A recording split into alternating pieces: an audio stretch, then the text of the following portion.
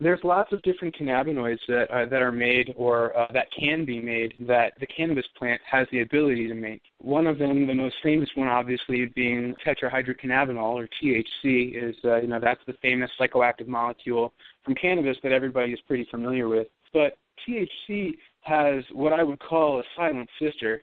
There's one molecular change, a very minor change between CBD and THC as an organic structure, but it makes a world of difference the way that it binds in our bodies. And because of that, it's completely non-psychoactive. So like I was saying before, these structures are just barely different, but because of that, THC is like, you can think of it as an analogy between a lock and a key. If THC and CBD are keys, then we have locks within our bodies that they bind into and fit perfectly into.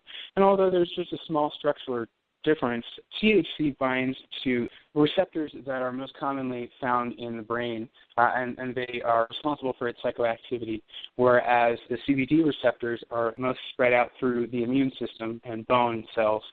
So these, it obviously, without being in your brain, being distributed to the other tissues in your body, it doesn't give you that same kind of psychoactive effect. So a very small difference between the two. They almost look the same if you were to draw out the structures.